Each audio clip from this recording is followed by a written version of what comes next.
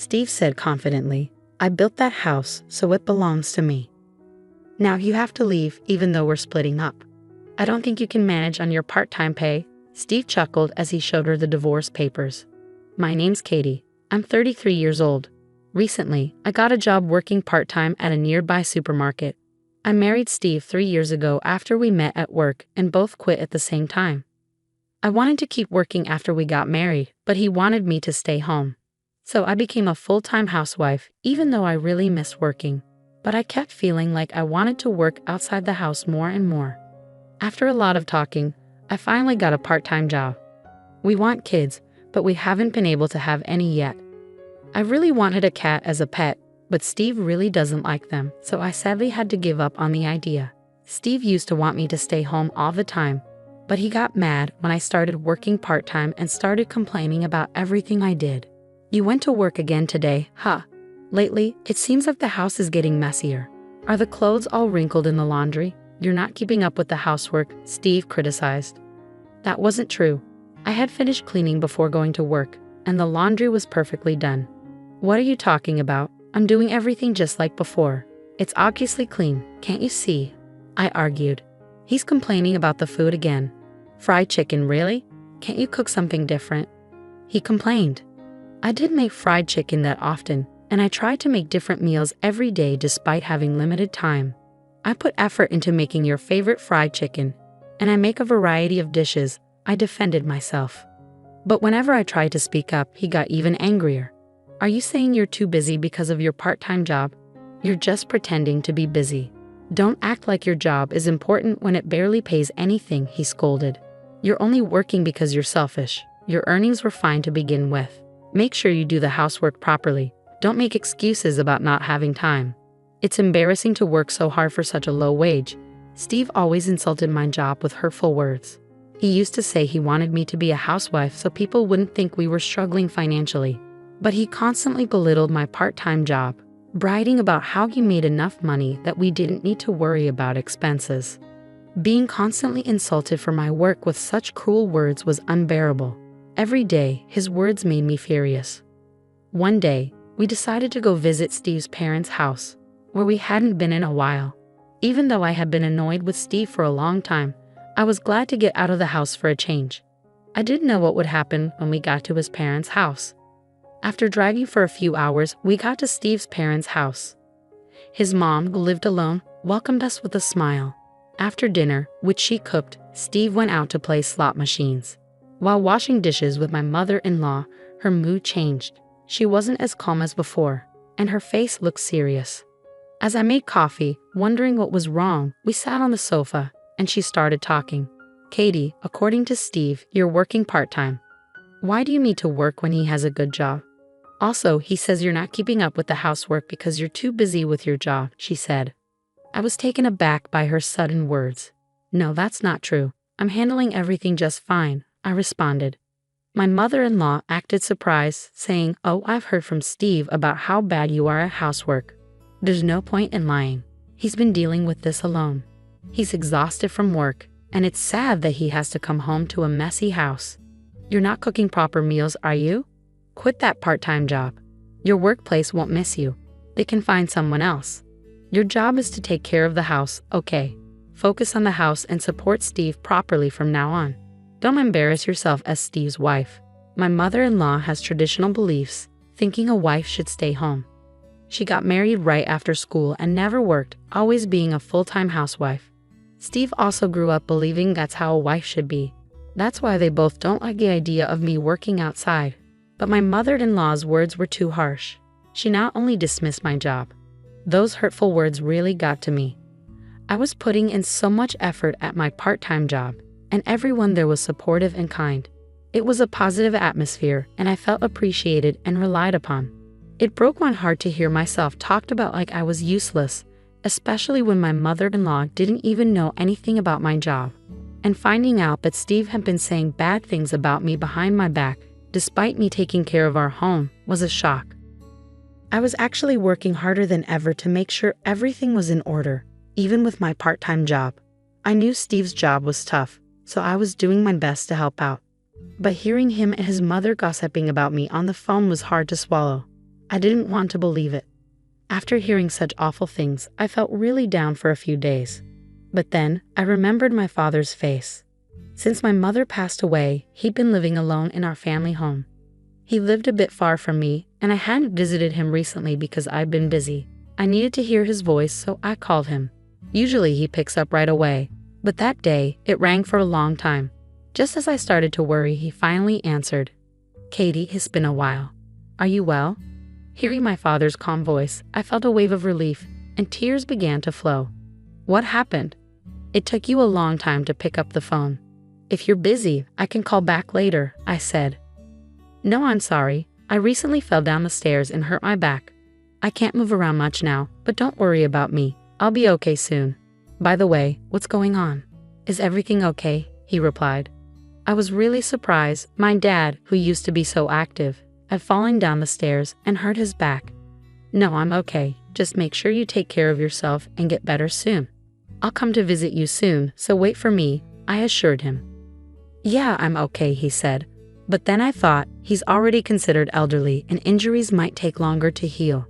I had always been reassured by his energy, but suddenly I felt worried. If he keeps using the stairs every day, he might slip again. Plus, the stairs in our old family home are a bit steep, and there are tall steps in the entrance and bathroom. I became really worried about my dad living there and taking care of his back.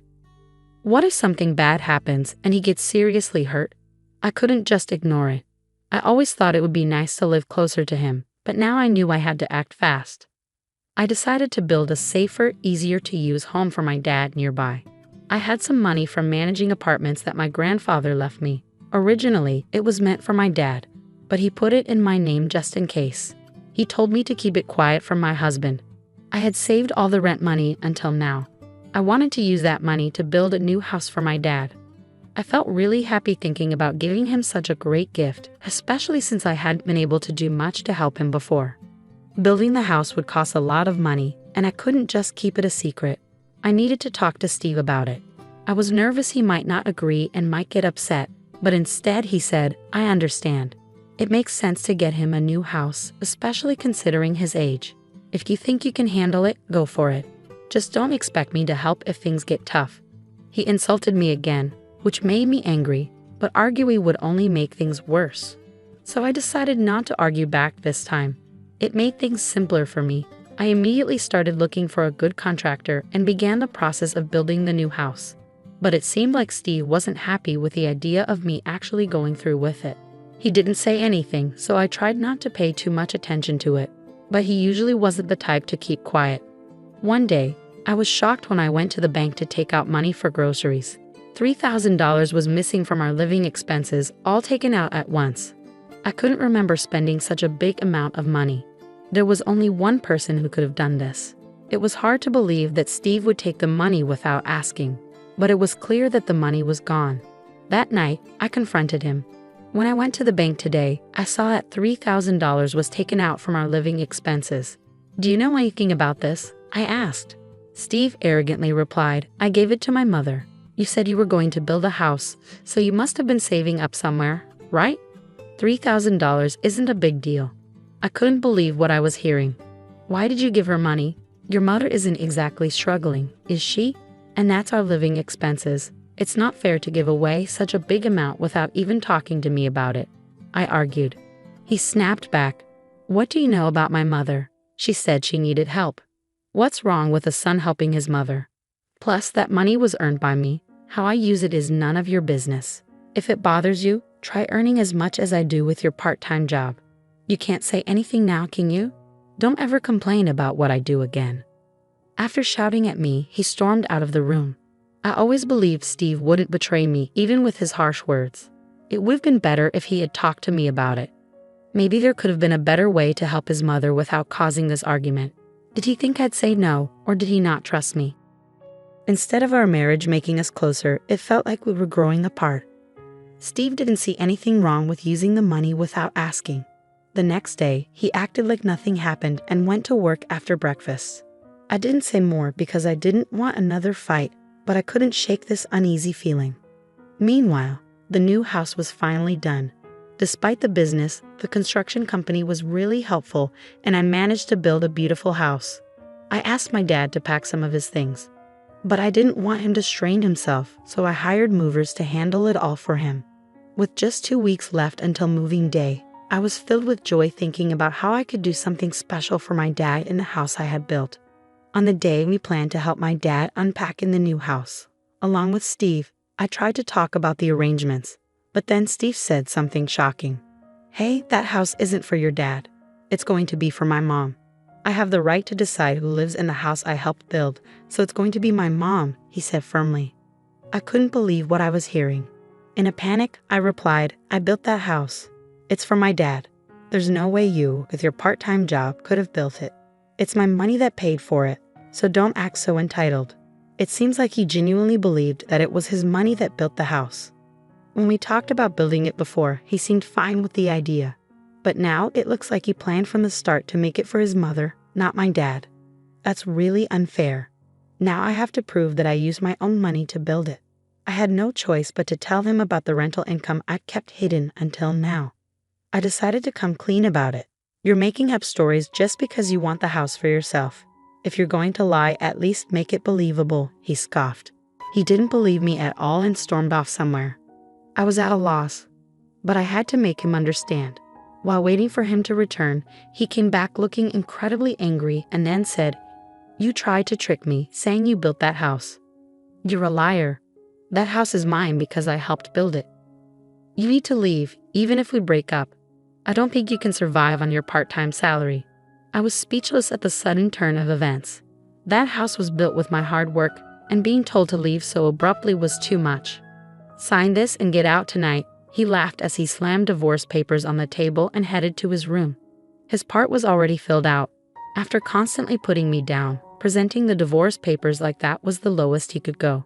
He must have done this awful thing to make me feel hopeless. Maybe he thought bringing up divorce would make me cave in and let his mother live in the house. But little did he know, I had enough money to live on my own without him. This was the final straw for me.